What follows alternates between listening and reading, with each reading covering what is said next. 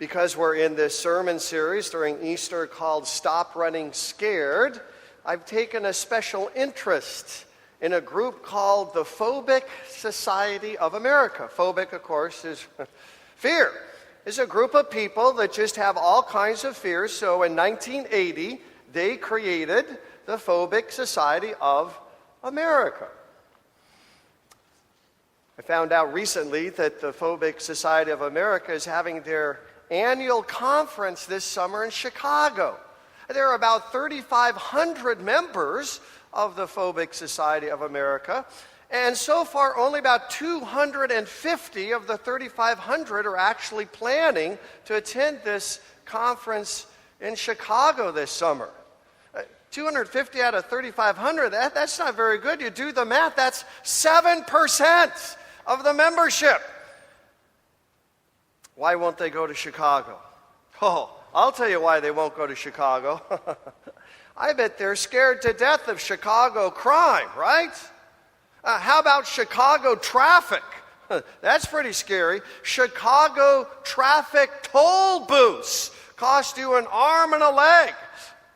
No wonder these people don't want to go to Chicago this summer. But I think I know the main reason they don't want to go. They are scared that the Chicago Cubs will fail again to win the World Series for the 107th straight year. But who's counting?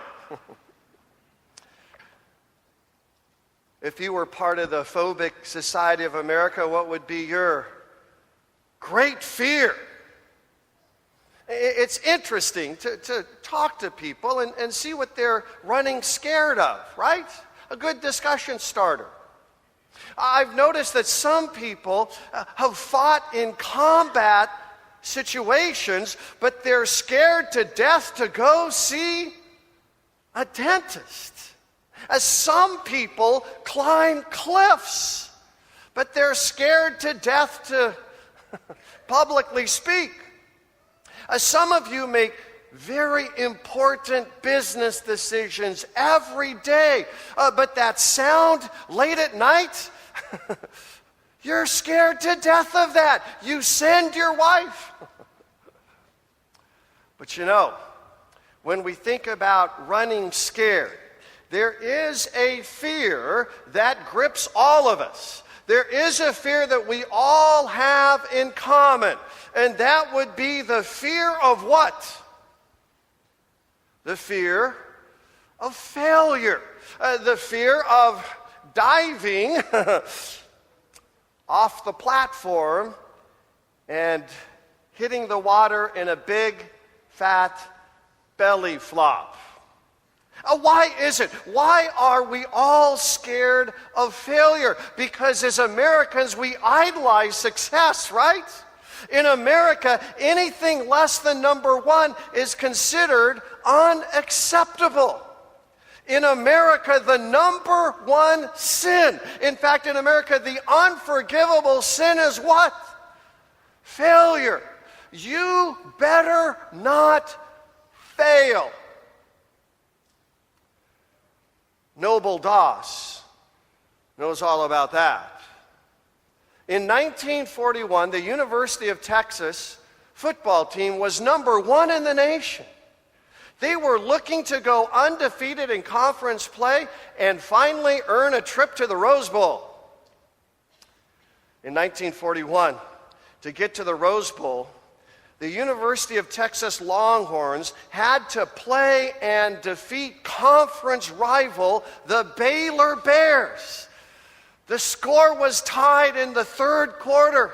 Noble Doss went out for a pass. The Texas Longhorn quarterback launched a perfect pass. The crowd stood on its feet.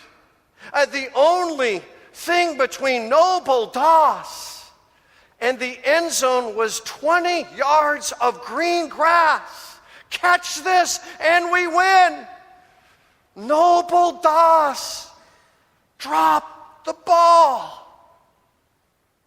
Texas lost the game. Texas lost the conference championship. Texas lost the trip to the Rose Bowl. Texas lost the national championship. because Noble Doss dropped the ball. He died in 2009, and just before his death, Noble Doss says, I think about that play every day. Some of us are thinking, man, if only I had just dropped a ball in a game. I've dropped the ball in my marriage. I've dropped the ball as a parent numerous times. I've dropped the ball on the job. I have dropped the ball as a Christian. And every time you and I drop the ball, every time we fail, that fear of failure gets just a little bit more control on us, right? The fear of failure causes us to do some very strange things. Some of us have become perfectionists, right? Because of the fear of failure. Some of us are workaholics because of the fear of failure. Some of us are so indecisive because of the fear of failure that we end up doing absolutely nothing. We have a promise, though, today. It's an obscure promise in the Bible, but it's powerful nonetheless. It's Proverbs 24, verse 16. Read it with me, please. Though a righteous man falls 7 times, he rises again, but the wicked are brought down by calamity. The righteous person, the believing person, is not the person who never falls and fails. The righteous person, the believing person, is not the person who doesn't know what it's like to drop the ball. No, the proverb says that the righteous person, the believing person, is the person who rises again. How does that happen? The Bible will help us.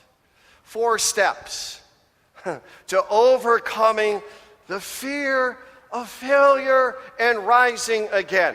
The first one's pretty simple. Remember, everyone fails. Of course, that's simple to think about. Quite often when I fail, I feel like I'm the only one who's ever failed. I'm the only one who's ever done a belly flop. I'm the only person who's ever struck out. It's not what the Bible teaches. James chapter 3, verse 2. We all stumble in many ways. So take a deep breath, let it out, and realize we're all in this together. Occasionally someone will ask me, Pastor Lessing, what if I fail? And I think to myself, if? Here are the facts of life, folks. In the past, you have been a failure. In the present, you are a failure, at least in some area of life. And lo and behold, in the future, you will most absolutely be a failure. This concludes today's sermon. No. Just kidding. You do understand, though, that the Bible's very clear. We all stumble in many ways. You know, the closest that you will ever be to perfection, when will that be? That will be the day that you sit down and write a new job application. Oh, you're squeaky clean then, aren't you? Basketball players only make 50% of the shots they take, and that's if they're good basketball players. Even when very good Major League Baseball players are flirting with hitting 400, that's still failure 6 out of 10 times. Romans 3:23, famous verse, right? What's Paul say? All have sinned. We all have clay feet. We're all sinners. We all fall. Paul says, all have sinned and fall short of the glory of God. I know a pastor who was preaching on this verse, and he meant to say, we all have short fallings, right? Hey, let's get it straight. We all have short fallings. But you know what he said? We all have fallen short. What did he say at that point? This concludes today's sermon. Like I said, take a deep breath. Realize, remember, that all fail. Second point the Bible helps us with, so when we fall 7 times we'll rise again, is we realize it's not fatal. There's a voice in our head that says, when we fall, when we really fall flat on our face, it's fatal, it's over, it's done. It's not what the Bible teaches. Look what Paul writes in 2 Corinthians 4. We're hard-pressed on every side, but not crushed. Perplexed, but not in despair. Persecuted, but not abandoned. Struck down, you see, but not destroyed. Paul knows what it's like to be a righteous man who falls 7 times. Probably 77 times, right? Paul knows all about failure. But Paul says failure is not fatal. Maybe you grew up in a family where perfection was not only expected, perfection was demanded. And when you met perfection, you were considered worthless, or not worthless, but full of worth. And if you didn't meet perfection, then you were considered worthless. Your value was dependent upon your performance. And so if you failed, you thought it was fatal. Let me give you a better definition of failure. Failure is failing not to reach your goal. Failure is not having a goal. Failure is not failing to reach your dream. Failure is not having a dream. Failure is not falling down. Failure says, I won't get up. The Bible's clear. Every time the righteous fall, they are empowered to rise again. Because failure is never fatal. Consider these truths. George Washington lost 2/3 of the battles, but he won the war. Napoleon graduated 42nd in a class of 43 people, folks. There's hope.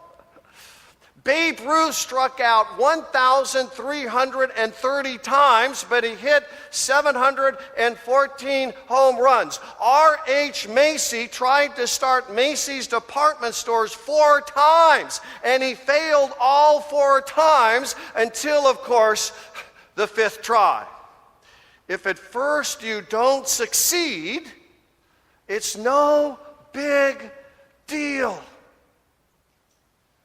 How many of you hit the ball the first time you took a swing? How many of you made a basket the first time you shot a basketball? We all have missed a meal. And how many of you have said, well, if I can't be consistent, then I just won't eat anymore. I'm giving up eating. No, we don't say that. Failure isn't the last word. Third point in falling and rising again. Recognize the benefits. Recognize that there are actually benefits to failing, to taking a step back, to striking out and not making the team. There are benefits. Look what Paul says. Not only so, but we also rejoice in our sufferings, because we know that suffering produces perseverance, perseverance character, and character hope. Your failures, my failures, would be one of God's major tools He uses to create perseverance, character, and hope. How so? Well, first of all, failure educates me. It really does. If I'm humble enough, if I'm aware enough of what's going on, failures actually educate me. When Thomas Edison was inventing the light bulb, he got interviewed by a reporter. The reporter asked him, "How does it feel to fail 1,000 times?" Thomas Edison pushed back hard. He said, "The invention of the light bulb has 1,000 steps." Failure, if I'm humble and my eyes are open, actually educates me. Now I know 1,000 ways not to create the light bulb. Failure also motivates me. It really does. Quite often, I don't change when I see the light. I change when I feel the heat, and I feel the heat when I've fallen flat on my face. You see, failure motivates me. It motivates me to pray harder. It really does, folks. Failure motivates me to read my Bible more intently. Failure motivates me to follow Christ more passionately. There's beauty that comes out of failure. It educates me. It motivates me. Failure cultivates me. Failure makes me so much less judgmental. If you're anything like me, you have a tough time with judgment and condensation, right? You have a tough time because you tend to look down on people who have failed because they're so low and you're so high, and they're so bad and you're so good. But when you fail, God cultivates you. You become less judgmental. You hold people in less disdain. You become more human. You become more humble. Failure cultivates humility in my life. And guess what? I'm a whole lot easier to live with when I'm humble. Recognize the benefits. Failure isn't final, and failure actually educates, motivates, and cultivates the Christian life. Finally, and most importantly, if we're going to fall 7 times and another 7 times and 77 times and rise again, then we need to latch on to this truth. Reclaim God's grace. Some of us have little voices in our heads that say, you know what? God's grace has limits. Just like your credit card, God's grace can be maxed out. There's an upper limit. And that little voice goes on to say that you just can't expect to get forgiven all the time for every sin. At some point, God's going to call a timeout and say, no more.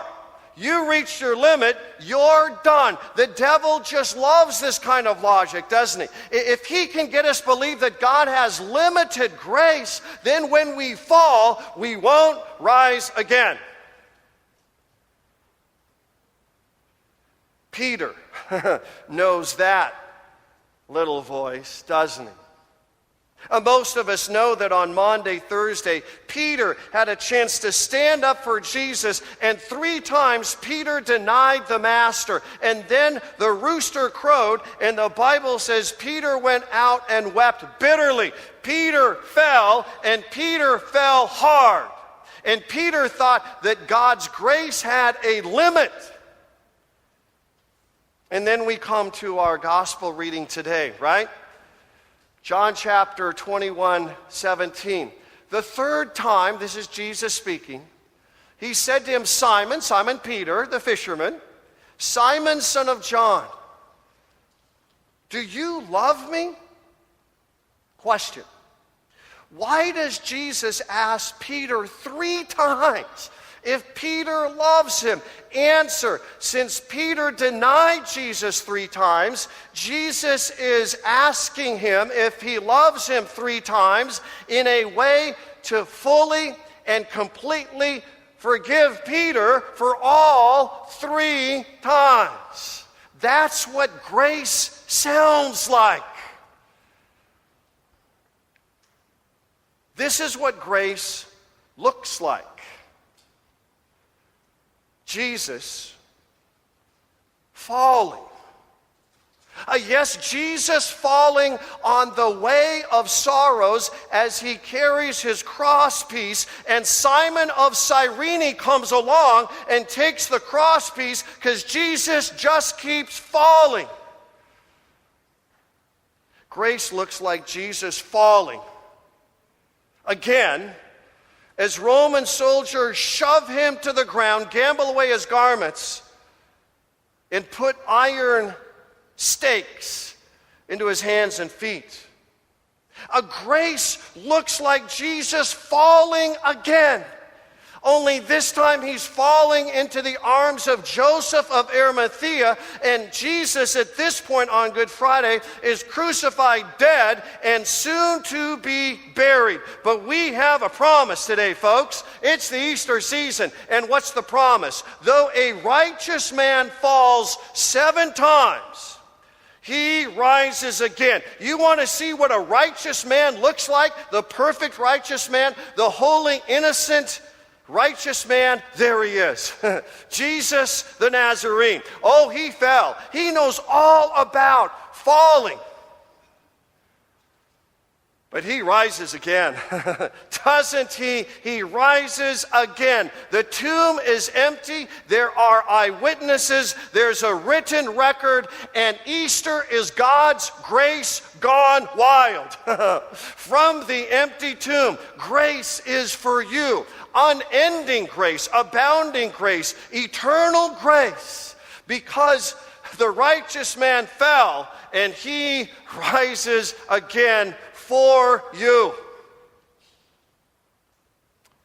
If I were Gomer or Goober at this point, I just have to say Shazam. Wow. Wow. So what are you scared of not doing? What are you scared of that you're not going to do because you're afraid you're going to drop the ball? Is it a heart-to-heart discussion with a spouse or a coworker or a friend or a child? And you just won't do it because it's going to be another failure. What are you scared of doing? Maybe it's that next step in your physical regimen. Maybe it's that next step in your education. Maybe God is prompting you to make some radical Christian lifestyle choices, and those choices and those lifestyle changes cause you to shiver and shake. That fear of failure throws you into a prison. It makes life so joyless, and if left unchecked, the fear of failure, folks, I speak from personal experience, the fear of failure will suck the very life out of you. That's why we have a promise. An obscure promise, but a powerful promise in God's Word. For though a righteous man falls 7 times, he rises again. The wicked, they're brought down by calamity. What's it all mean? You know what it means. It's Easter season. It's time to rise again. Let's stand, shall we? And sing about it.